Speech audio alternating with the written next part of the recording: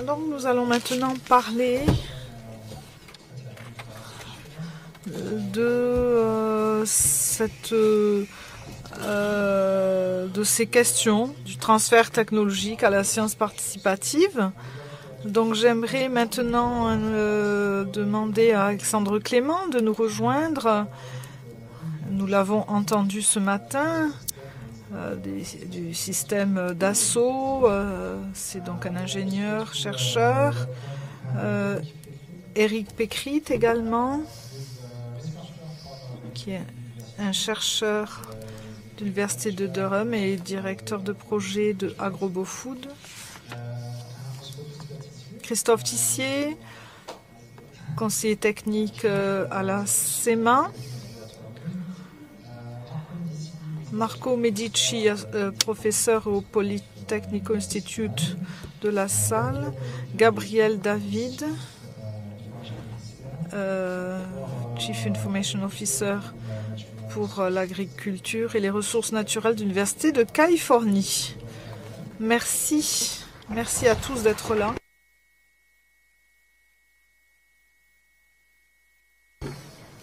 Ces gens qu'on a eu aujourd'hui, quoi. Non. Avant de lancer les débats, Stéphane, qui est là derrière moi, nous allons vous présenter, parler du transfert technologique à la science participative et nous aimerions vous montrer quelques développements de l'association robotique et les gros défis que nous avons à relever, ainsi que les opportunités qui s'offrent à nous dans le cadre de ces nouveaux systèmes. Tu veux que je reprenne ou ça me chercher de l'aide. Donc merci beaucoup. Nous allons parler 10 minutes max pour vous présenter. Excusez-moi une minute. Ah. Alors, un petit ajustement. Merci. Donc, quelques mots sur l'association. Ensuite, nous allons voir un petit peu ce que ça signifie. Quels outils doivent être mobilisés pour développer des robots pertinents, de bons performeurs. Et donc, pour vous donner ce point de vue, est-ce que c'est facile d'utiliser quelle est la facilité d'utilisation des robots pour les agriculteurs? Comme vous l'avez vu ce matin, des acteurs qui sont clés pour faire le lien avec Robagri, l'association créée en 2017, avec Axema, INRAE et IRSTEA. L'objectif était de rassembler la recherche, l'industrie et les agriculteurs.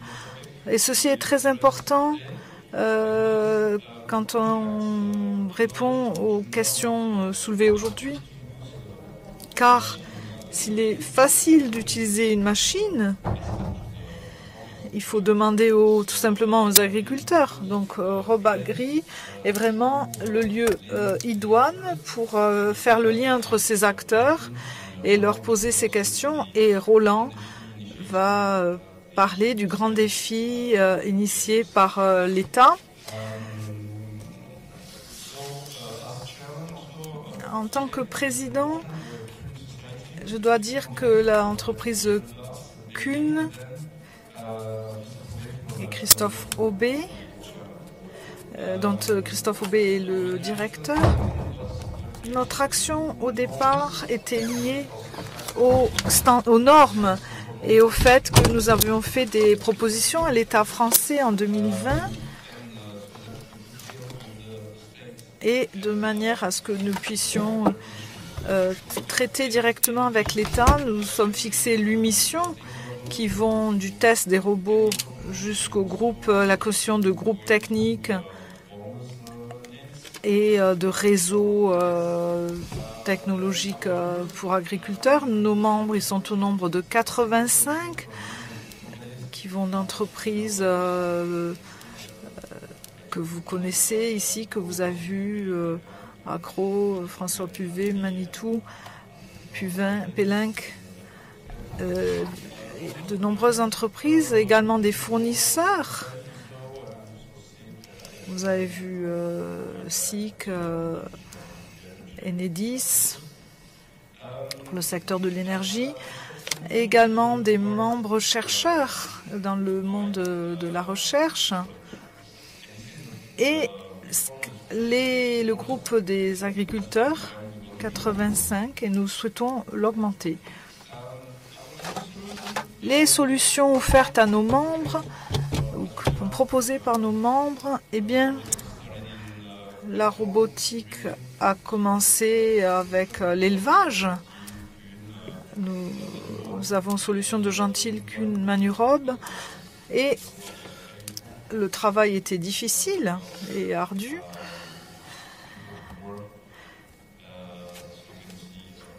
Donc vous pouvez voir ici les solutions qui ont été apportées.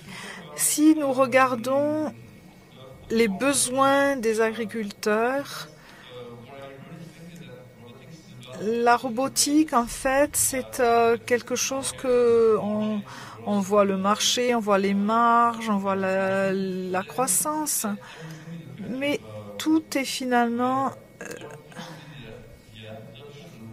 quel est le taux d'adoption? Le taux d'adoption dans les années 90, vous aviez votre cartographie de rendement. C'était un outil formidable. Mais peu d'agriculteurs l'ont utilisé. La raison pour laquelle ils ne l'ont pas utilisé, ça ne s'est pas développé. Deuxième point, c'est que la première étape, c'est qu'il fallait analyser les données. C'était trop difficile avec le logiciel dont on disposait à cette époque. Donc c'était vraiment difficile pour l'agriculteur de l'utiliser.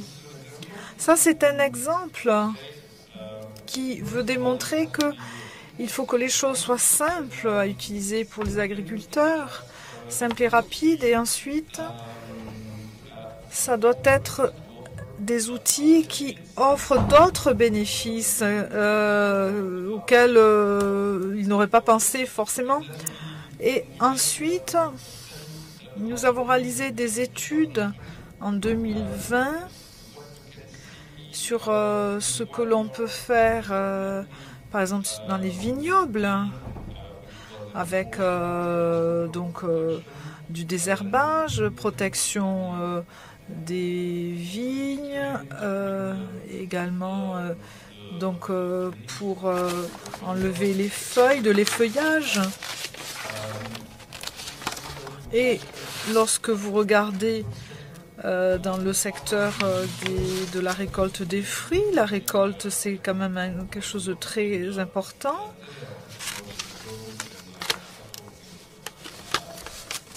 Et nous avons vu l'utilisation dans les vergers des robots simultanément avec des personnes.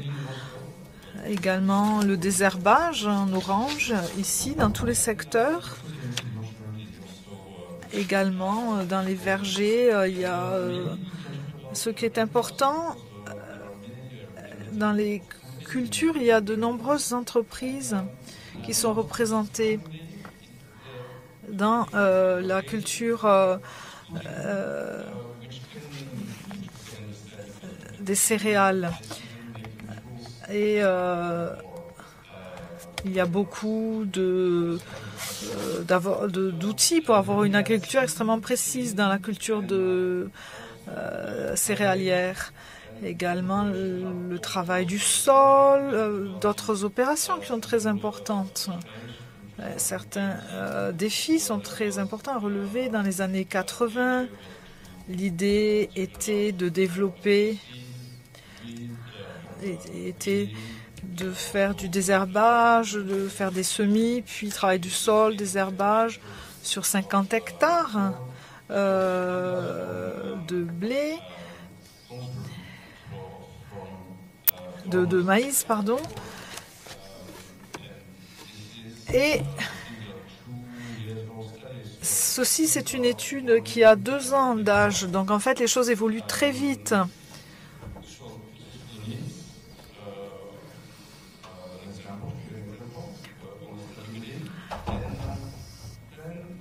Ça, on évalue les besoins. Maintenant, j'aimerais vous montrer un petit peu comment la robotique peut bénéficier, peut apporter quelque chose de très positif aux agriculteurs.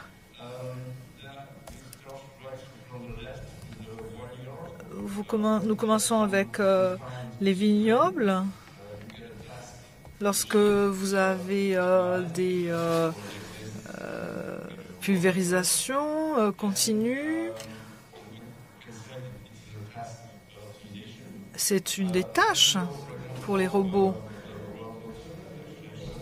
Ensuite, les robots pour la culture de pommes de terre, on peut vraiment baisser les quantités d'eau qui sont nécessaires. Vous avez également d'autres bénéfices à retirer de ceci, car il y a moins d'humidité, donc moins de champignons, moins de pesticides, moins de traitements au final. Donc, le système, on commence par quelque chose de petit. Si vous regardez donc les cultures céréalières, avec les drones, vous avez également des semis qui sont possibles avant de récolter et d'enlever les mauvaises herbes. Donc vous semez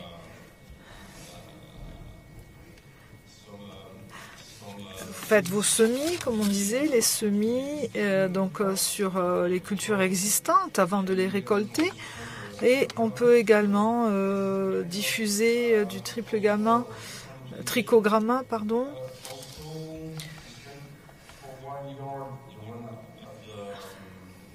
Également sur un champ, pour un vignoble, pardon, si vous avez une stratégie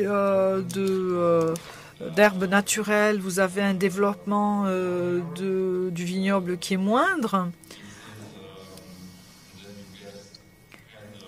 Et alors, vous avez un bon impact sur votre système général. Et pour finir avec les applications robotiques au niveau des vergers,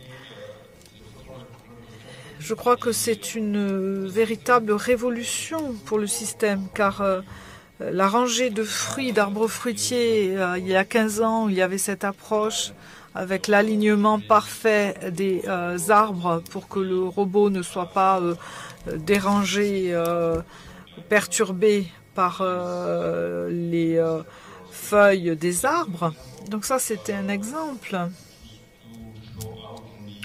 Et on peut vraiment voir comment la robotique a vraiment un rôle très important à jouer dans les systèmes de production.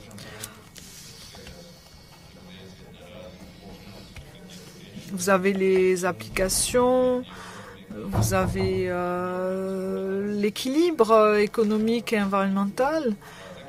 Merci beaucoup pour votre attention. Merci infiniment. Thank you very much. Just take a... Merci beaucoup. Alors, on va prendre quelques minutes maintenant. Effectivement, ici, on va voir ce que l'on peut faire pour réduire l'impact environnemental, répondre aux besoins croissants des populations en termes de nourriture. Et donc, la robotique peut-elle apporter de nouvelles solutions? Et la réponse est pourquoi pas. Et pour ce faire, nous devons, ma foi, confronter des défis scientifiques. On en a vu certains dans les présentations précédentes et donc je ne reviens pas dessus. Alors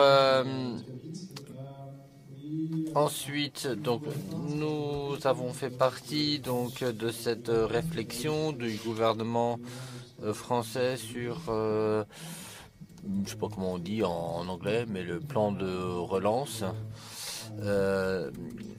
Donc un plan pour comment dire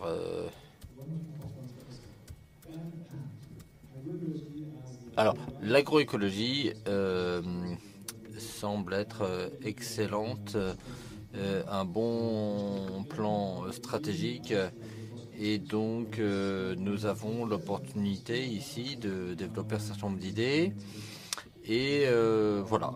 Donc, différentes choses peuvent être faites à différents niveaux, scientifiques, techniques et sociétales.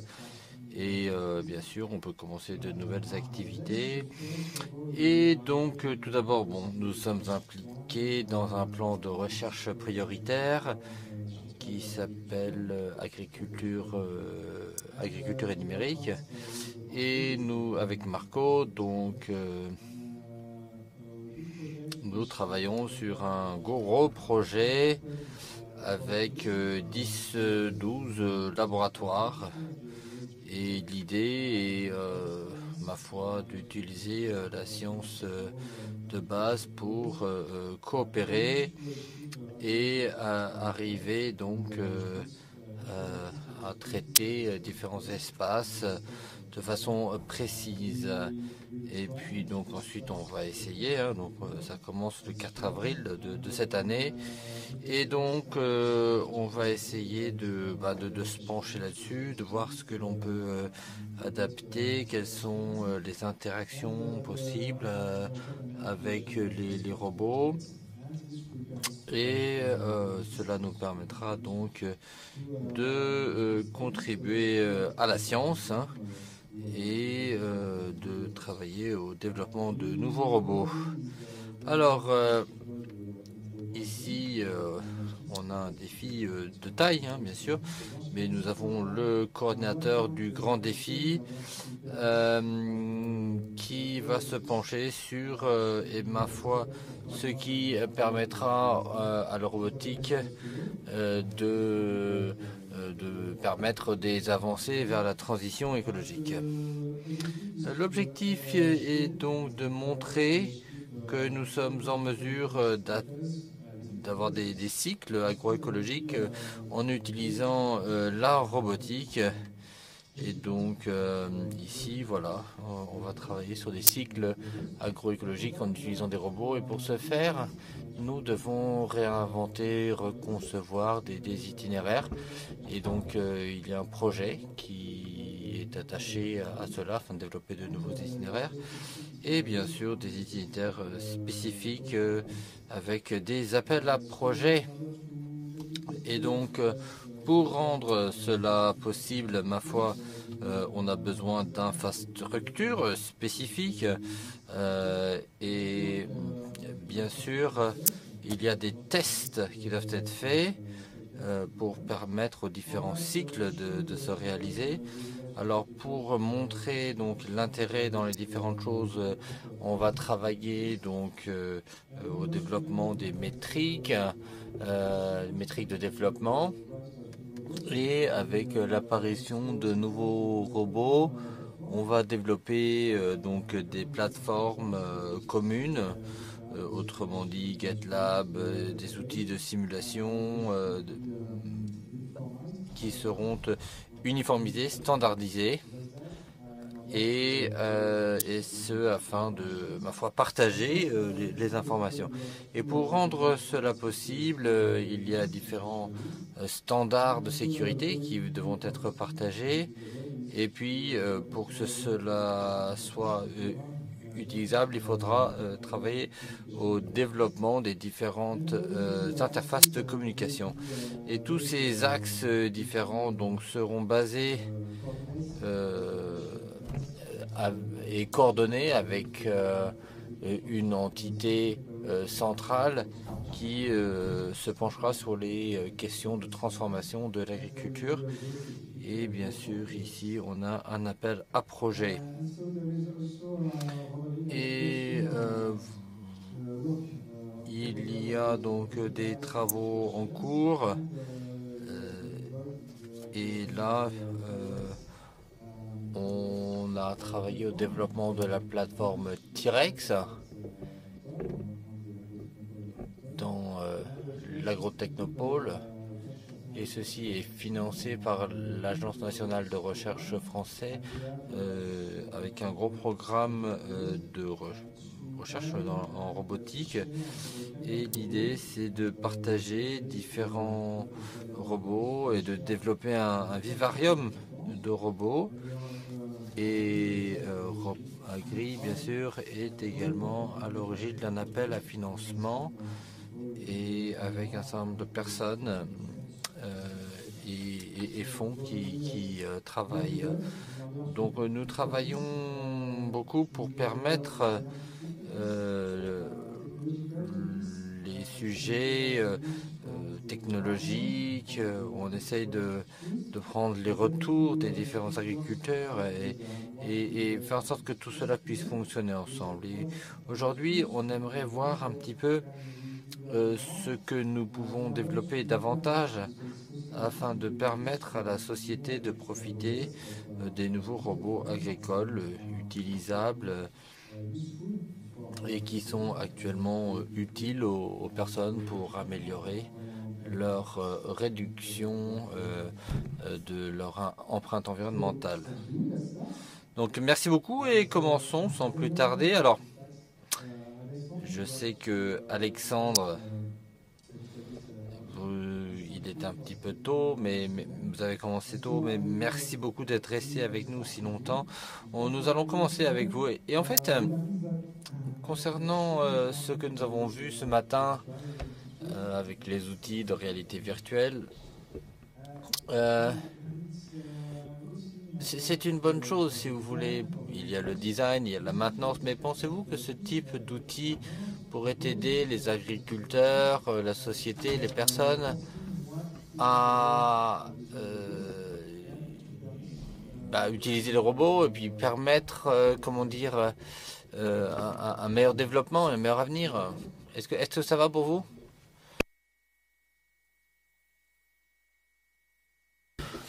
Alors, je crois que l'univers virtuel peut être très utile, notamment dans la formation. Parce que imaginez que l'on puisse créer un scénario et interagir avec ce scénario. Tout votre environnement est créé et si vous voulez, disons, former quelqu'un, eh bien, pas à pas, avec certains exercices, avec son propre vécu, il pourra développer ses sessions de formation. Et donc, vous savez que ce type d'approche, qui est ergonomique, pourrait être très bon pour ce type de personne qui pourra apprendre facilement. Et vous savez, après ça, être autonome sur le terrain. Donc oui, je crois que... Et pensez-vous que l'on puisse également utiliser cela pour ce qu'on appelle la science participative, afin que des agriculteurs puissent tester de potentiels robots avec des fonctionnalités spécifiques? Alors, excellente question. Alors, je pense que... je ne sais pas si l'agriculteur pourra faire ce genre de choses précisément et adresser ce sujet directement, mais il pourra être assisté par quelqu'un, effectivement, plus technique, sans doute. Et oui, faire son boulot comme il faut, si c'était ça la question. Écoutez, merci. On a besoin de, comment on dit, accompagner. Je suis navré pour mon anglais. Donc oui, accompagner les agriculteurs à utiliser les outils de réalité virtuelle, oui, je crois, parce que c'est un job, un travail qui est ardu. Bien, alors c'est intéressant pour les agriculteurs, mais peut-être que, Christophe, cela pourrait être intéressant pour des raisons de sécurité. Qu'en pensez-vous et quel est le point de vue du CEMAR en ce qui concerne la validation virtuelle des aspects sécuritaires? Est-ce que vous avez déjà pensé à cet aspect des choses? Nous avons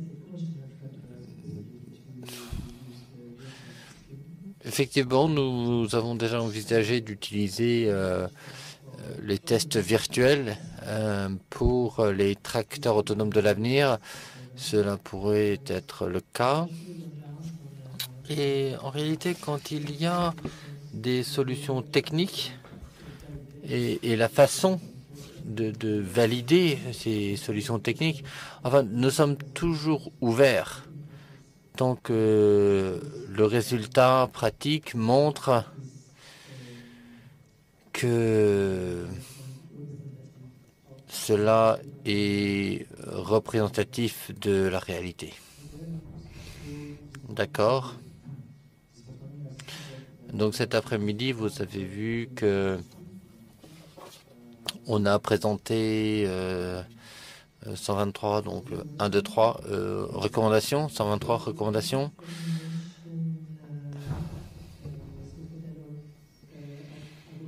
Vous faites référence au catalogue AgropoFood. Oui, alors ce sont des recommandations qui ont été validées par le réseau d'AgropoFood. Mais malheureusement, je ne peux pas vraiment en parler parce que je fais un reporting sur ces activités et nous sommes impliqués là-dedans. Mais oui.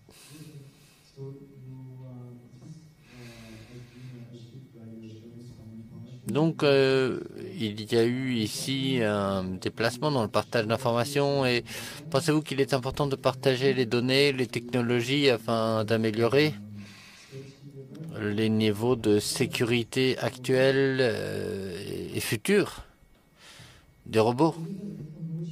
Alors, les niveaux sur lesquels nous travaillons pour la sécurité des machines est standard. Et les standards pousseront vers des exigences qui ne seront pas des exigences d'une technique particulière. En ce qui concerne les données, je dirais que on sera au cœur du sujet car notre organisation a une sorte de travail commun et donc ces données qui auront trait à la confidentialité ne seront pas traitées dans le cadre de nos discussions. Alors je ne sais pas si j'ai répondu vraiment à votre question d'ailleurs.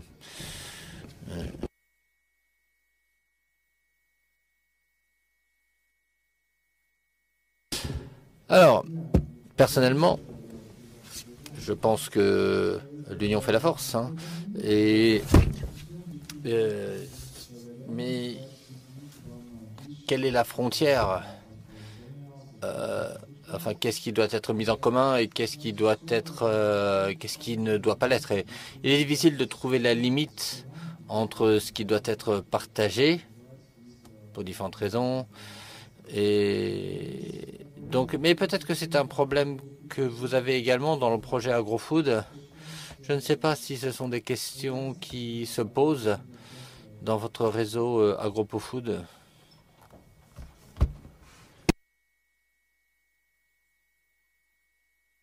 C'est une question pour moi? Oui, oui, tout à fait.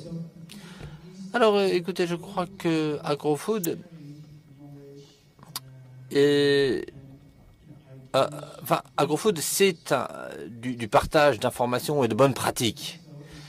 Donc, on teste avant d'investir, on rassemble les parties prenantes, on organise des séminaires, on parle des standards. Et c'est ce que AgroFood veut, et c'est ce que... Enfin, je crois qu'on a un écosystème assez fort qui essaye de connecter les uns aux autres, et parce que c'est un domaine qui est nouveau, ce domaine de la robotique, et donc nous en sommes à la phase où effectivement cela pourrait être pertinent d'avoir des standards évidemment, mais bon, ça va pas très vite et donc on est un petit peu en retard. Il y a bien sûr les innovations et puis ensuite on réfléchit un petit peu tard parfois à l'harmonisation, mais ces plateformes sont toujours très utiles pour cela. Et puis il y a donc tout ce travail qui est fait de mutualisation qui est intéressant.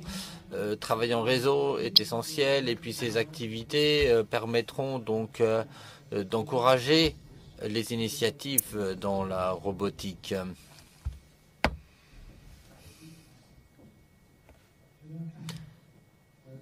Voilà, alors pensez-vous qu'il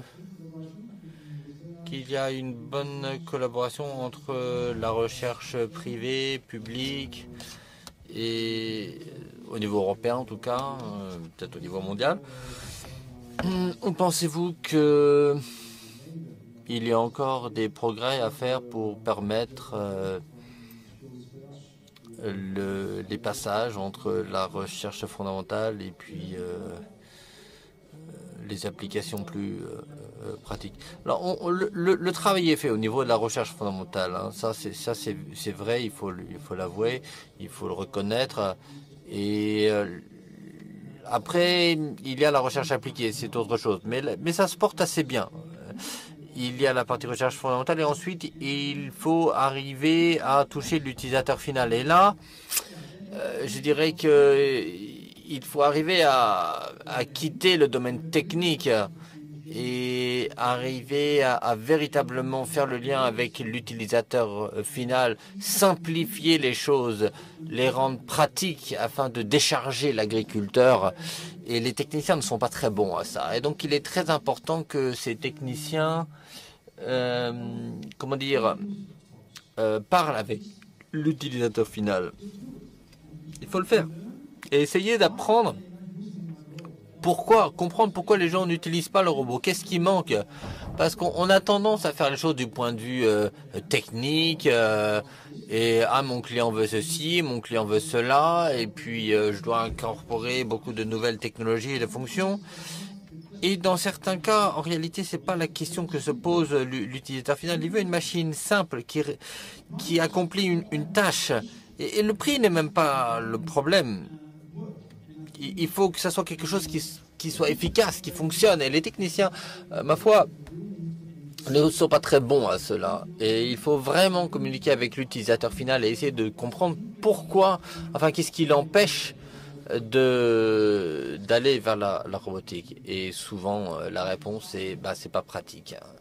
Mais c'est un bon point de départ, il me semble, n'est-ce pas? Et l'utilisateur final, oui, il faut parler avec lui.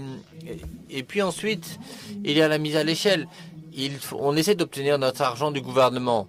Et puis le gouvernement finance. Et puis on veut innover. Et puis, mais si vous avez déjà atteint un certain niveau qui est proche vraiment de la mise en œuvre, là, il faut chercher des financements privés. Et effectivement, il y aura peut-être une petite phase d'échec, mais il faut vraiment essayer d'atteindre le client final. Il y a énormément de puissance d'investissement à droite, à gauche, l'UNES ou ailleurs. Peut-être il faut aller chercher en dehors de votre propre pays, en l'occurrence la France. Mais il y a des fonds qui sont disponibles, y compris avec les entreprises corporate. Peut-être qu'il faudra vendre une partie de l'entreprise. C'est pas facile pour une start-up, mais ce sont des étapes qui sont vraiment importantes pour permettre, en fin de compte, à atteindre votre objectif final et avoir un impact sur le monde et la planète.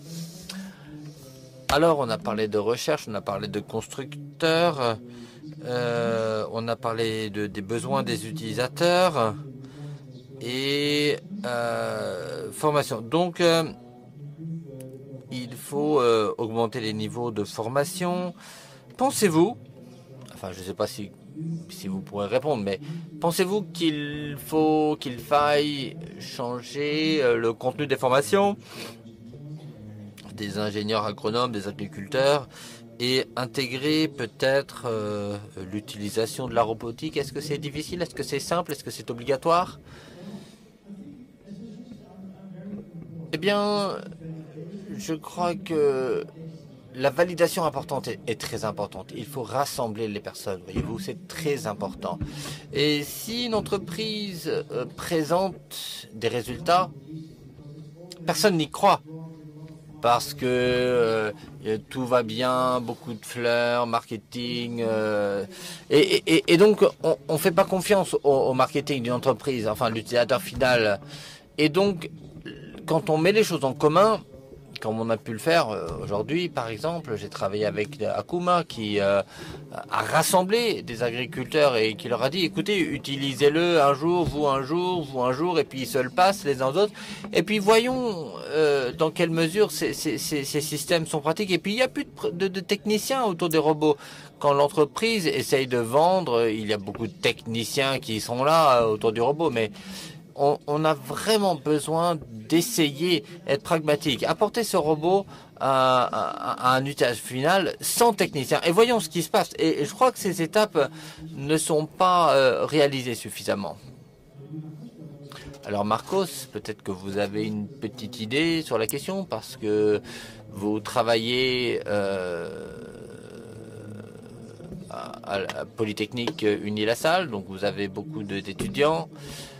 Pensez-vous qu'il faut enseigner la robotique aux futurs ingénieurs, agriculteurs? Parce que même s'il y a l'interface, mais comment est-ce qu'on gère ça à l'Université La Salle? Eh bien, je commencerai avec une observation d'ordre général qui est que il est difficile pour toute personne, y compris les agriculteurs, de réussir à prendre une bonne décision en utilisant les données qui sont fournies par les différentes technologies de contrôle disponibles. À l'heure où je vous parle, on a une grande opportunité. Les robots. Les robots peuvent réaliser des tâches qui sont des tâches pénibles, répétitives, enfin, vous voyez de quoi je parlais. Mais ils peuvent collecter des données, mais non seulement collecter des données, mais en plus les interpréter et prendre des décisions. Alors, d'un autre côté, voyez-vous, il y a le travail de préparation des ingénieurs qui doivent appliquer des solutions technologiques dans les systèmes, dans les écosystèmes naturels. Et bien sûr, il faut être capable de mesurer l'impact des différents flux de matériel. Et en gros, je m'attends à ce que les agriculteurs continuent à travailler comme des agriculteurs, n'est-ce pas? Et les ingénieurs continueront le travail des ingénieurs, voyez-vous. Mais en même temps, il est donc, c'est une opinion commune qu'il faut créer des ponts entre les profils, entre les activités, entre les métiers, afin qu'il y ait des solutions technologiques sans trop de détails, avec des boîtes noires, entre guillemets, mais qui permettent une adoption facile. À l'Uni-La-Salle, il est possible de trouver différents cursus dans le domaine de l'ingénierie, mais c'est également dans le domaine technique, avec les différents profils dont je viens de parler.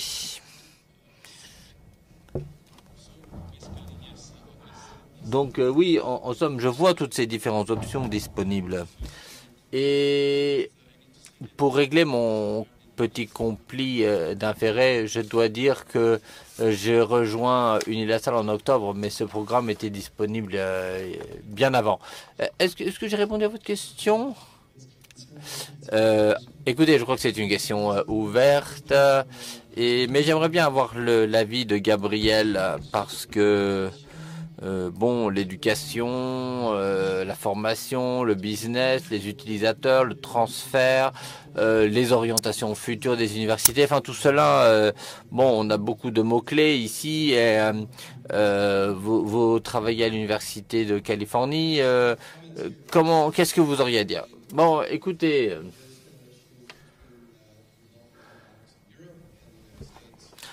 et je crois que ce qu'on peut mettre en avant, c'est très important. Les agriculteurs, en fait, ils n'en ont rien à faire de tout ce qu'on a dit aujourd'hui. Ils veulent savoir que la technologie fonctionne, qu'elle est raisonnable en coût, qu'elle leur fait gagner du temps et de l'argent. Et je crois que vraiment, ce qui est important, c'est difficile pour les techniciens, c'est vrai. Mais il faut qu'il y ait de ces organisations qui fassent le lien, qui établissent des ponts entre les gens. Mon organisation, dans le sein de l'université, ce qu'elle fait, c'est ça.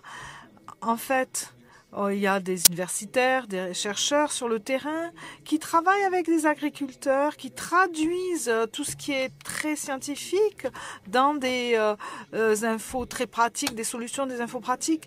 Et il y a beaucoup de démonstrations. Je crois que ça, c'est vraiment important. C'est un outil extrêmement puissant dans ce contexte. Et c'est vraiment, il faut que ce soit supervisé par le personnel technique dès qu'on le peut. En fait, là, ça marche et on voit comment ça marche dans des vraies conditions d'utilisation. Et je sais que ça fait peur aux ingénieurs, mais c'est très important de faire des tests, des essais, des démonstrations. Et ça, c'est vraiment critique. Et il y a également ces courbes d'apprentissage pour les développeurs technologiques et ils ne parlent pas du tout les mêmes langues. Si vous avez des chercheurs d'intelligence artificielle et des chercheurs qui travaillent dans l'industrie, non, ça n'a rien à voir. Donc en fait, ça va prendre du temps et il faut qu'il y ait des équipes interdisciplinaires pour trouver des solutions pour le développement technologique et enfin, comme je disais, établir des ponts au niveau de l'organisation avec des personnes qui essaient de construire des ponts, comme je disais, entre les agriculteurs et les entreprises également, les fournisseurs de chaînes d'approvisionnement. Les tiers, d'accord, c'est très bien. Alors, les agriculteurs, les startups, ça ne leur dit rien du tout. Ah, les chercheurs un petit peu, mais encore une fois, c'est une langue différente. Ils ne parlent pas la même langue. Donc, ils se font confiance entre eux, les agriculteurs. Ils se font confiance. Il y a des personnes, comme aux États-Unis, certains universitaires, ils leur font confiance également car ils sont indépendants et ils ne représentent pas des actionnaires ou des performances d'entreprise. Donc en fait, les agriculteurs trouvent que ces structures de confiance, eh bien, on peut vraiment construire à partir de là et aller de l'avant pour établir la soudure entre le monde universitaire et l'adoption par l'industrie agricole de ces outils. Et pour améliorer ceci, le lien entre le gouvernement, les universités et les startups, c'est que tout le monde doit mettre en avant ses forces, sa technologie pour démontrer les points forts de ces outils. Les chercheurs et les utilisateurs finaux ne parlent pas le même langage, vous l'avez dit. Et quels sont les leviers dont nous disposons pour que la société en général aide les chercheurs et pour qu'il y ait une meilleure communication entre les chercheurs et la société? Est-ce que Hackathon? Merci Alexandre. Ou des défis particuliers ou permettre aux aînés d'apporter leurs données dans les algorithmes. Est-ce que vous pensez que ça a amélioré la communication entre les chercheurs, l'industrie et les utilisateurs finaux? Oui, moi j'aime cette idée de challenge, de défi au niveau technique. En fait, ça, ça enracine les choses.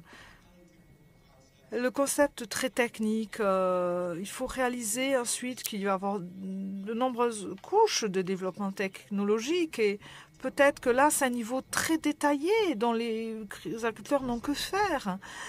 Et nous avons des défis également où vraiment l'agriculteur voit le problème de vraiment tout à fait bien et les développeurs technologiques, les différents laboratoires de recherche ou les équipes d'ingénierie, en fait, comprennent le problème et ils commencent à décider des solutions d'ingénierie.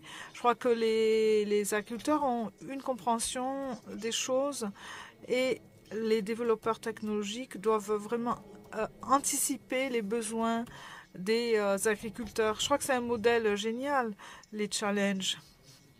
Les différentes langues, les différentes approches ici en Europe, je trouve que c'est super. Il y a ce type d'événement aux États-Unis également. Je crois qu'il faut vraiment construire à partir de ce modèle de challenge, de défi et développer ceci pour que tout le monde travaille vers un objectif commun qui vise à apporter des solutions. Vous avez de l'expérience de ces challenges, Eric, peut-être, avec AgroBoFood Project? Forcément, vous avez beaucoup de choses à dire à ce sujet. Oui, nous avons de nombreux défis et il y a beaucoup d'attractivité. Nous avons les appels à projets d'abord et nous avons d'abord au début 100 consortiums.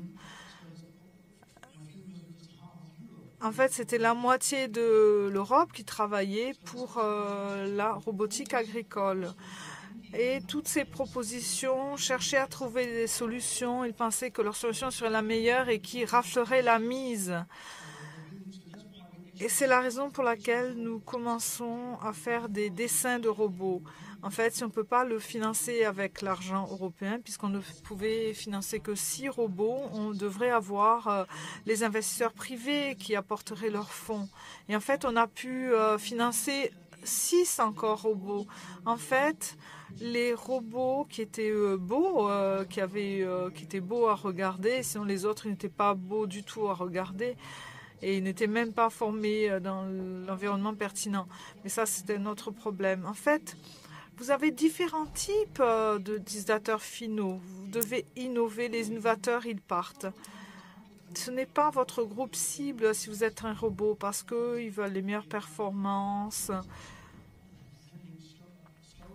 Ils gèrent les choses de manière indépendante. Ça doit être une solution pour eux, mais pas pour les autres. Vous avez les adaptateurs précoces, c'est-à-dire ceux qui vont s'adapter très rapidement aux nouvelles solutions. Donc il faut essayer de trouver ceux-là, ceux qui adoptent les nouvelles technologies rapidement, parce que si ça marche pour eux, ça marchait pour tous les autres groupes. Et ce n'est pas le cas pour les indépendants. En fait, ils veulent être tout à fait uniques. Donc ça, c'est clé de vraiment cibler les innovateurs rapides. Ensuite, vous avez les suiveurs. Il faut vraiment identifier ces adaptateurs rapides, car vraiment, ça, c'est clé. Et c'est pourquoi, c'est la raison pour laquelle beaucoup de clients parlent des différences entre les clients et ne pas juste aller voir vos amis, parce que c'est pas ça qu'il faut faire. Est-ce qu'on doit financer ces adaptateurs rapides? Quelquefois, il faut les payer, oui, pourquoi pas? Pourquoi pas? Pour qu'ils fassent le travail et qu'on ait leur retour d'expérience. Il faut valoriser ceci, oui, absolument. Je crois que c'est un point important. Je crois que de plus en plus, ce que nous voyons, c'est que le financement pour développer de la technologie, ça ne doit pas juste faire de la technologie. Ça doit également finalement financer les cochons d'Inde, ceux qui vont ceux qui vont essayer, ceux qui vont voir comment on fait et donner de leur temps également, qui vaut beaucoup de temps, d'énergie. Et le financement, même des financements gouvernementaux, devrait vraiment travailler pour mettre en place ce type de modèle avec des projets d'innovation pour s'assurer que toutes les personnes qui participent sont payées et vraiment rémunérées dans ce process.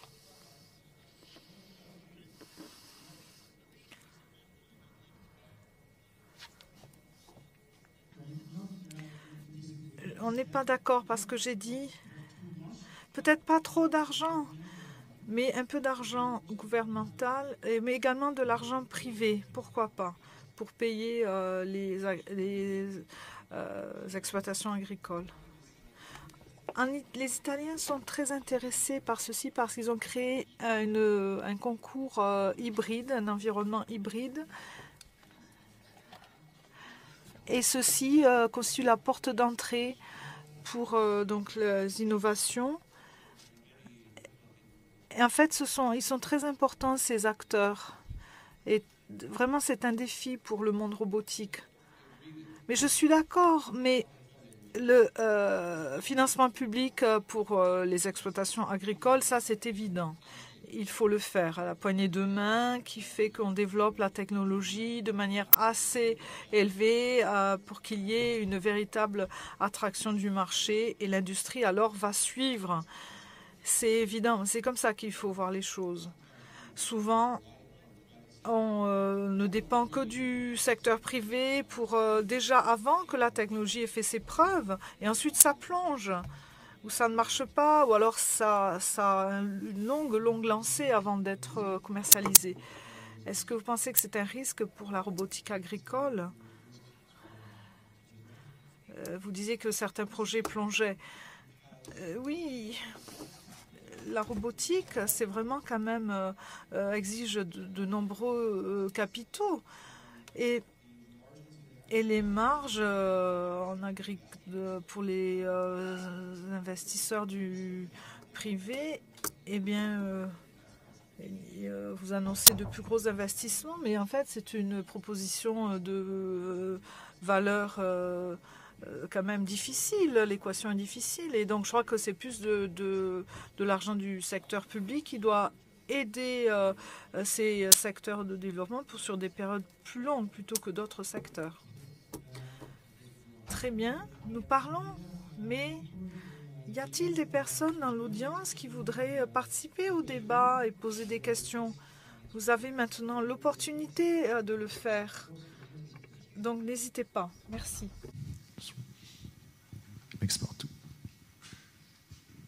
Hello, I'm farmer and I'm also engineer, so I can speak both sides. And I'm just thinking that I think you have to start by the farmer, because today my impression is that we. Aujourd'hui, j'ai l'impression que nous avons inventé quelque chose, nous avons créé quelque chose. Et on choisit un agriculteur et il faut l'utiliser. Mais non, la question, c'est, monsieur l'agriculteur, c'est de quoi avez-vous besoin et je vais le faire pour vous. C'est ça la question. Et donc là, vous êtes l'ingénieur et qu'est-ce que vous faites? Oui, super. Effectivement, tout doit commencer avec un problème. Enfin, beaucoup de choses devraient commencer avec un problème industriel, par exemple. Enfin, il y a une façon d'écouter les besoins de l'industrie. Et puis, on voit ces choses très souvent. La Silicon Valley, c'est à côté de la vallée centrale. La vallée centrale en Californie où on cultive, et puis donc il y a ces gens donc de la Silicon Valley qui arrivent avec des solutions. Les agriculteurs, ça marche pas. Ceux qui ont réussi, ce sont ceux qui ont écouté les agriculteurs et qui ont essayé de faire quelque chose qui leur soit utile, effectivement. Oui, aux Pays-Bas, on a comparé le succès des différentes startups avec le nombre de clients avec lesquels ils parlent. Et là, il y a une ligne droite, une corrélation directe. Plus vous parlez avec des clients, et plus effectivement vous avez des chances de proposer quelque chose de pertinent. Alors, je vais peut-être défendre l'industrie parce que comme je l'ai dit, il y a beaucoup de réglementations à suivre, il y a beaucoup de contraintes à suivre, et donc les solutions qui sont apportées via les machines ne sont pas forcément ce que les agriculteurs s'attendent à voir. En outre, parfois, ces solutions génèrent un coût supplémentaire qui n'est pas à négliger. Et puis, c'est là que se trouve cet équilibre délicat à trouver entre la sécurité, les contraintes réglementaires. Et il faut... Enfin, il y a effectivement des choses qui peuvent être améliorées en l'espèce. Et puis, il y a ce juste équilibre à trouver. Alors, ce type de questions, on aimerait pouvoir y répondre dans le cadre de Robagri, et nous avons un certain nombre de défis, nous avons ce hackathon, et puis j'ai une question à vous poser, parce que vous parlez des agriculteurs, mais pensez-vous que les agriculteurs sont prêts à participer à des hackathons? Et vous êtes ingénieur, et donc vous avez une certaine connaissance en ingénierie, mais peut-être que l'agriculteur, enfin c'est peut-être pas le cas des agriculteurs. Pensez-vous que ces agriculteurs sont prêts à participer à des défis, des hackathons, contribuer à la science, partager leur avis, donner leurs avis, leurs opinions, et puis après vous pourrez poser vos questions. Alors écoutez, je dois vous dire que les agriculteurs sont ouverts. Ils sont prêts à beaucoup de choses. Aujourd'hui, alors je suis en bio, par exemple. Moi, je suis en agriculture bio, donc je recherche des solutions de désherbage. Et de nombreux jeunes agriculteurs, je suis encore jeune, sont à la recherche d'actions environnementales. Et donc, ils sont prêts à travailler avec des personnes qui veulent les aider. On est ouvert à tout. On est ouvert à tout. Et vous trouverez des agriculteurs qui sont fermés, qui sont bornés, qui veulent rien entendre. Mais je pense que cette jeune génération d'agriculteurs, y compris ceux qui sont encore à l'école, sont ouverts. Oui, c'est ce que l'on voit dans notre projet AgroBoFood. On essaye de parler à des agriculteurs, et puis on parle, et puis il y a un certain nombre d'exigences qui viennent du terrain que l'on collecte. Alors écoutez, pour être honnête, peut-être pas tant que ça. Peut-être qu'on pêche de ce côté-là, mais on se concentre beaucoup sur la communauté tech. Et on pousse la communauté tech à parler avec l'utilisateur final afin de l'impliquer. Mais oui. Pour être honnête, il n'y a pas d'association d'agriculteurs liés en ce sens, de cette façon à Agrobotech, mais on ne les utilise pas comme vous dites. Bonjour.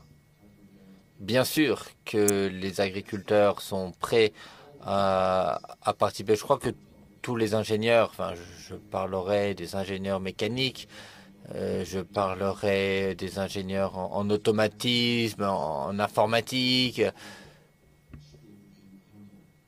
Il leur faut être humbles, tous ces ingénieurs. Je suis un ingénieur agricole, et je suis là avec mon ami Antonio, qui est un grand producteur de légumes au nord du Portugal. Et j'ai rencontré des entreprises, j'ai rencontré des petites équipes qui développent des choses très intéressantes en robotique au Portugal. Et il y a également des institutions publiques, des universités. Et j'ai trouvé très étrange de ne pas trouver dans ces équipes des agronomes, des ingénieurs agronomes.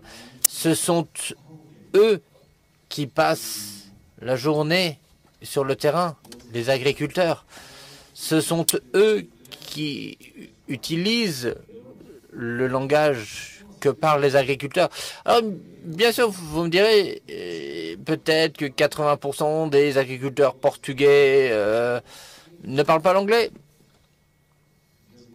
ne parle pas français. Je peux parler anglais, je parle français, je hablo espagnol, portugais du Brésil, portugais. Mais Antonio, lui, il parle portugais, il parle espagnol ou portugnol, hein, c'est sa langue. Et effectivement, c'est un mot qui est déjà dans le dictionnaire français, espagnol depuis cette année, donc c'est une espèce de mélange hein, entre le portugais et l'espagnol, vous l'aurez compris. Et aux États-Unis, on n'y pense pas, mais l'espagnol c'est la deuxième langue hein, aux États-Unis. Donc, Antonio, si tu ne parles pas anglais, va aux États-Unis, tu pourras parler portugnol. Hein, c'est une espèce de mélange de portugais et d'espagnol. Et voilà, merci pour votre attention. Et je suis Sergio Mateus, je suis au Portugal. Je peux être utile, je suppose, je pourrais vous être utile. Et il y a toutes ces entreprises hein, de la supply chain qui devraient écouter les agriculteurs. On est là pour vous, hein, chers collègues. Je suppose que vous êtes agriculteur et nous sommes à deux ici. Vous êtes là-bas. Un, donc on est deux, un, trois. Je crois que c'est comme ça qu'on va avancer. Alors j'ai un certain nombre de collègues qui ne savent pas comment parler aux agriculteurs. L'année dernière, il y a des super techniciens. Enfin, je dois rire parce que franchement, ils ne savaient pas comment parler aux agriculteurs. Ils ne savaient pas, ils ne savent pas quels sont les besoins des agriculteurs. Ils ne savent pas comment se comportent les cultures dans les champs. Et donc, c'est la situation. Je reviendrai ici la prochaine édition. J'espère que j'y verrai des agriculteurs, même si on ne comprend pas tout ce que vous dites. Et même si je ne comprends pas tout ce que vous dites, je serai là peut-être pour traduire à ses collègues et vous aussi. Et puis, bonne chance à tous. Et Wageningen, voilà, j'ai travaillé à Wageningen. Et vous avez vu des agriculteurs là-bas? Oui, Luis Fresco, c'était mon collègue dans la pièce à côté. Vous pouvez l'embrasser de ma part. Dites-lui que Sergio l'embrasse fort. Et je vois qu'aux États-Unis, vous avez beaucoup de succès. Merci pour ce témoignage. Donc, d'après vous, nous devons intégrer davantage d'agriculteurs à la recherche. Effectivement, c'est un défi. Vous vouliez rajouter quelque chose? Oui. Alors, je travaille pour le CUMA, la coopérative française, pour le partage de machines. Et moi, mes patrons, ce sont des agriculteurs. Et ils ont pas mal de questions. Ils posent des questions. Ils se posent des questions. Ils voient les robots arriver. Et ils se disent, mais comment vont-ils s'organiser en CUMA avec ces nouveaux outils? Parce qu'aujourd'hui, les agriculteurs utilisent, partagent des tracteurs, des moissonneuses-batteuses. Mais ils se posent la question, comment vont-ils s'organiser lorsque les robots débarqueront dans les champs? Il y a beaucoup de technologie et ils ont un petit peu peur de la technologie. Et donc, ils ont besoin d'outils simples. Il faut qu'ils soient capables de... Enfin, on a vu ça ce matin. On a eu un excellent témoignage. Hein. C'était le cas en Indonésie. Et donc, ils se posent ces questions. Ils se demandent quel sera l'avenir des machines, des robots, parce que c'est l'avenir. Mais ils se demandent quel sera le leur. Et les agriculteurs en France se questionnent sur la robotique. Ils ont des besoins. Ils ont des besoins et un de leurs besoins principaux, c'est de ne pas passer trop de temps sur le tracteur. Ils veulent économiser leur temps. Oui, merci. Merci. Avons-nous des commentaires sur ces témoignages? Donc, les agriculteurs ont besoin de robots, mais ils ont besoin de savoir comment s'en servir. Il y a des initiatives, hein. Il y a donc votre challenge, il y a les nouveaux itinéraires de construction, il y a la recherche, bon. Mais on a besoin de lieux qui permettent le débat entre les chercheurs, les techniciens, les agriculteurs. Que peut-on construire en termes d'outils? Est-ce qu'il faut des forums tels que nous avons aujourd'hui? Est-ce qu'il faut des hackathons? Est-ce qu'on veut des forums virtuels? Parce que ce forum de 3 jours, on pourrait l'étendre. Il est en présentiel pendant 3 jours, mais on peut l'étendre. Le partage des témoignages virtuels. Quels sont les outils que nous devons inventer pour partager, pour communiquer? Selon vous. Alors oui, c'est vrai. Enfin, ce sont des univers différents, ce sont des mondes différents, surtout quand on est à l'université technique. Les techniciens se posent la question des spécifications. Et quand on pose cette question à un agriculteur, quelles sont vos spécifications? Il va commencer à poser des questions. Et nous, on a une culture saisonnière en fonction du temps. La météo change tout le temps, elle n'est jamais la même. Donc bon, on a besoin vraiment de beaucoup parler avec ces gens pour comprendre l'agriculture. Et même moi, dans mon équipe, j'ai une équipe de 15 personnes qui travaillent sur les sujets donc de robotique. Et la moitié d'entre eux un passif agricole. Ce sont des fils d'agriculteurs, et j'ai un certain nombre d'entre eux, de techniciens qui, bon, voilà, viennent de la terre, mais les autres, on doit vraiment les former et leur enseigner, parce qu'ils ne pigent que dalle, ils comprennent rien. Et ils collaborent avec des universités purement techniques, et ça commence dans le terrain, dans les champs, et si l'on veut tester quelque chose, bon, bah, déjà, on a besoin d'un champ, mais ils n'ont pas de champ. Donc, ils essayent de voir l'agriculteur le plus proche. Il leur dit, est-ce qu'on peut utiliser votre champ? Mais qu'est-ce que vous allez faire? Bah, je vais tester mon robot. Est-ce que ça va? Oui, c'est bon, vas-y. Tu peux utiliser cette partie du champ. Mais il n'y a pas de communication entre eux. Et donc, déjà là, ça cloche. Parce que le technicien n'est pas sûr. Et je crois qu'il faut vraiment commencer la discussion, le débat. Et il faut plus d'initiatives. Ça aide, effectivement.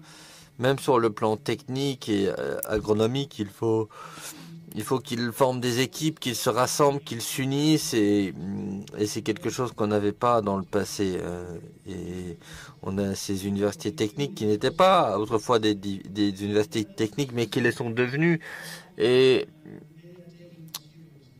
effectivement, on est en train de prendre cette question à bras-le-corps maintenant, mais il a fallu le temps quand même. Hein. Il a fallu le temps parce que bon, on est des techniciens certes, mais après on se retrouve dans le vrai monde et puis on se rend compte que finalement, mais c'est incroyable de voir comment les choses se passent parce que bon, on a le monde idéal du laboratoire et puis finalement il y a la réalité et puis c'est là que les choses commencent vraiment, mais quand on fait ce travail, on progresse, on fait de gros progrès. Oui. Alors, juste pour dire que bon, on est sur la bonne route. Effectivement, bon, on a des agronomes, on a des scientifiques, puis j'apprécie tout ce que vous dites, tout ce qui a été dit, ce besoin donc d'agriculteurs, et puis vous avez parlé donc de laisser cette machine aux agriculteurs sans techniciens. Ça, vraiment, ça c'est une super idée.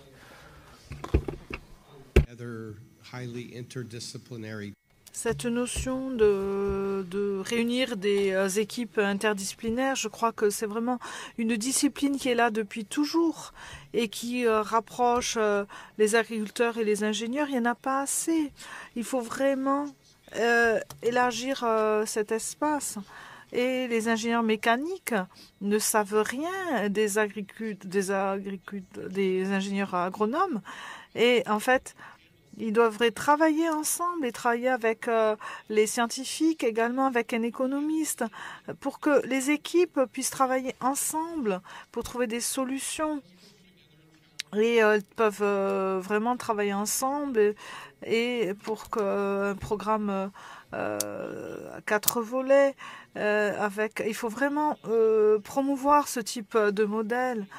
Vous voyez, Davis de Stanford University aux États-Unis et continuer à promouvoir ce type de travail en commun, surtout des personnes qui ne viennent pas d'universités agricoles et ils doivent connaître les projets et les problèmes pour pouvoir établir une connexion avec les clients et on peut promouvoir ces relations et ces projets. Et il y a un grand intérêt des universités non agricoles à participer à ce type d'événements. Ils n'y ont pas accès et pourtant ils auraient un grand intérêt à le faire. Je voulais dire du point de vue des agriculteurs également. Ah, j'ai oublié ce que j'allais dire, nous dit l'orateur. J'y reviendrai. Oui, du côté des agriculteurs, une petite information.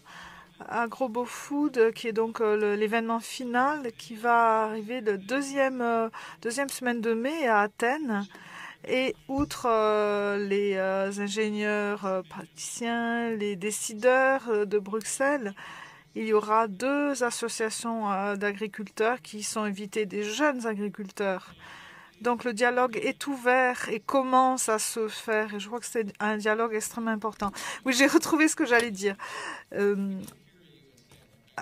Aux États-Unis, nous avons travaillé avec une équipe qui était à Fresno, en Californie, en octobre. Et on a fait l'expérience de tout, du point de vue de Californie et des États-Unis. En fait, on ne peut jamais trouver un agriculteur là. C'est des investisseurs, des startups, des coopératives. Ils parlent tous de choses très intéressantes. Pas un seul agriculteur à la table ronde. Donc, on a pris une étape très importante, une décision très importante. On l'a dit à Fresno, en Californie. Vous n'êtes jamais allé à Fresno. C'est pas à San Francisco, c'est là où il y a les cultures. En fait, les associations qui représentent les agriculteurs sur la côte ouest des États-Unis, je le vois, il y a un représentant ici, dit bonjour, il représente les agriculteurs. Alors, entre FIRA et donc, nous avions les développeurs technologiques, nous avions les cultivateurs. Et c'était une journée R&D, un petit peu comme aujourd'hui, mais il y a eu un autre jour qui se concentrait sur les débats avec les agriculteurs. Et vraiment, c'est très important de promouvoir ce type d'événement où les agriculteurs vont venir, parce qu'ils ne vont pas aller à San Francisco, hein, ça c'est sûr, mais du coup, dans un format où il y a des démonstrations. Les démonstrations, c'est critique. La plupart des agriculteurs, ils veulent voir le truc fonctionner. Et s'ils parlent trop, on parle trop, mais ils veulent le voir fonctionner sur le terrain. Et je crois que ce type d'événement est censé promouvoir ces démonstrations. Et ça, c'est vraiment critique. C'est très important. Alors, peut-être une dernière question. Et Rob Agri va nous offrir un apéritif à l'accueil, tout à fait au bout, d'après les signes. Alors, une dernière question peut-être? Oui, merci. J'aimerais revenir sur ce commentaire, sur le fait d'accompagner ceux qui s'adaptent rapidement, qui adaptent rapidement des nouveaux... de nouvelles technologies. En fait, j'en fais partie. On ne doit pas me convaincre d'adopter de nouvelles technologies, mais il n'y a pas de soutien. Ensuite, on n'est pas du tout accompagné pour les agriculteurs, pour faire réduire le niveau de risque par les agriculteurs. Je peux bien dire que beaucoup d'agriculteurs ne vont pas faire un chèque en blanc. Et c'est parce que ce n'est pas pertinent pour eux.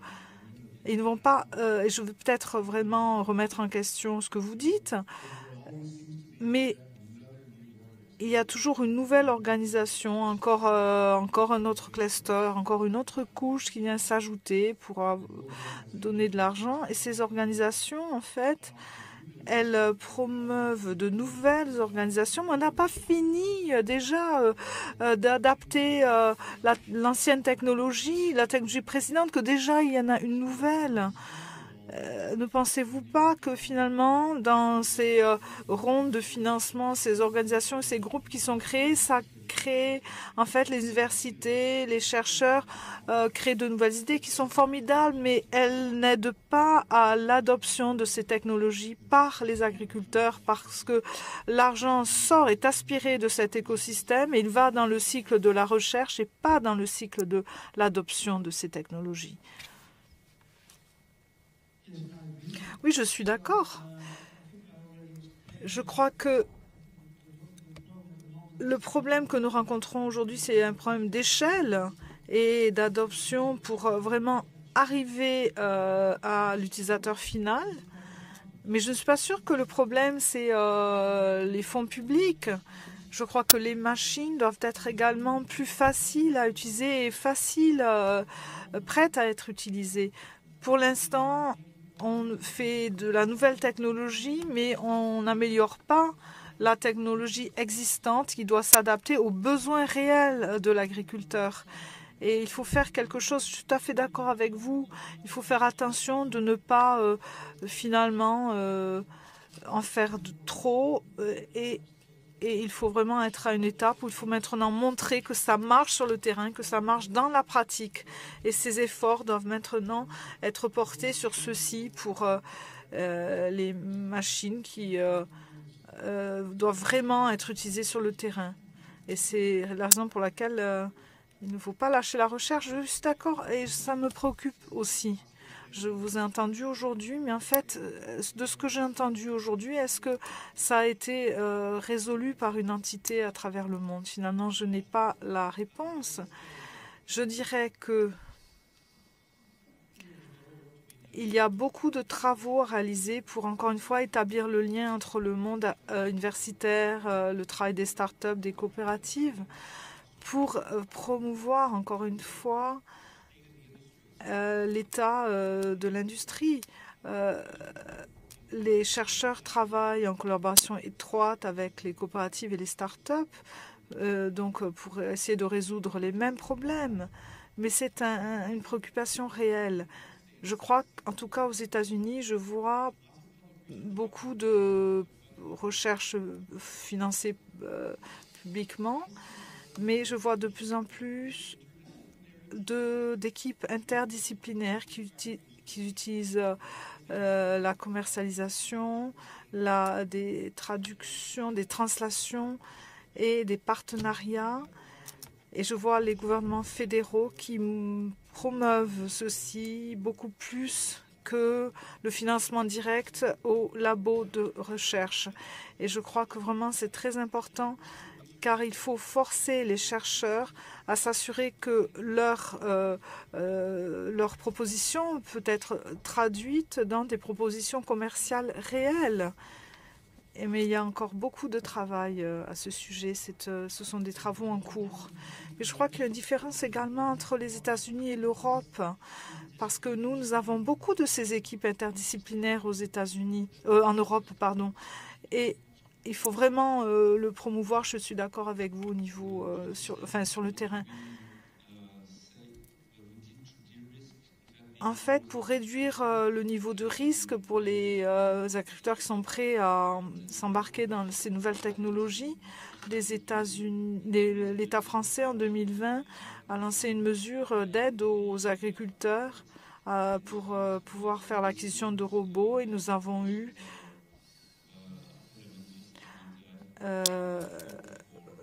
un appel à manifestation d'intérêt dans le secteur de l'industrie pour l'électronique et les machines et également la robotique.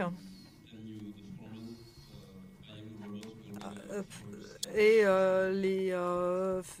les agriculteurs ont pu avoir des subventions de l'ordre de 40%, ceux qui achetaient des robots. Donc c'est peut-être l'heure de prendre un verre. Donc peut-être je vous laisse conclure cette table ronde pour que les robots soient accessibles aux agriculteurs. Comment faire? Vous voulez les mots de la conclusion? Vous pensez qu'on est sur la bonne voie ou vous voulez que je commence?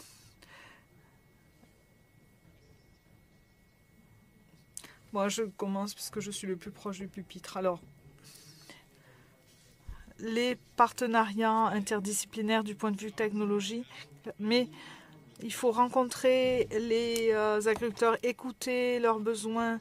Et pour ceux qui peuvent aider à promouvoir ces liens avec les partenaires industriels, je crois que c'est vraiment critique. Et également la réduction des risques grâce aux essais, aux démos, etc.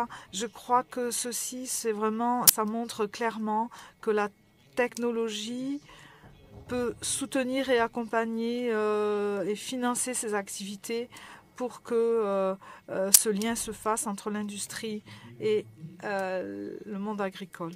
Oui, je suis tout à fait d'accord. J'aimerais juste rajouter, il faut vraiment faire la démonstration claire de l'impact net de la robotique dans le monde agricole, pour également le coût et l'impact matériel grâce à différents indicateurs.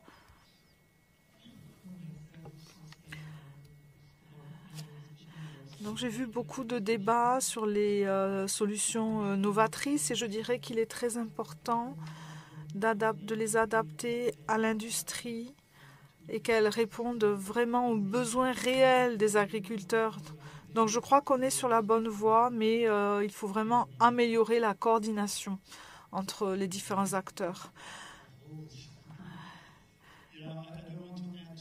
Je ne veux pas en rajouter de trop, mais sur mon travail sur les robots, il faut vraiment se concentrer sur votre marché niche. On ne peut pas faire toutes les cultures en même temps, ce n'est pas possible. On voudrait faire un robot polyvalent, mais ce n'est pas possible pour l'instant. Les investisseurs voudraient quelque chose de plus... Mais par exemple, choisissez la culture d'oignons. C'est quelque chose de simple et parlez à tous les cultivateurs d'oignons. Et ils ont tous des besoins différents. Et ils vont parler, ils ne savent peut-être pas quoi faire quelquefois, peut-être que vous allez faire un robot dragon, mais ce n'est pas ce qu'on veut. On veut un robot qui soit vraiment utile.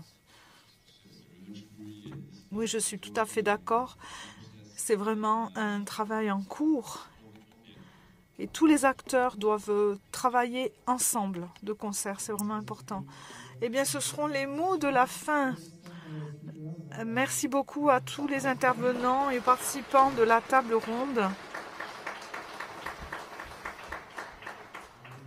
J'aimerais également remercier l'organisation de la FIRA qui a vraiment fait un super travail et qui nous a permis d'avoir ce débat. J'ai une mission. Tous ceux qui ont des casques d'interprétation doivent les rendre, s'il vous plaît. Et Rob Agri vous invite à boire un verre. Merci beaucoup et très belle soirée à vous.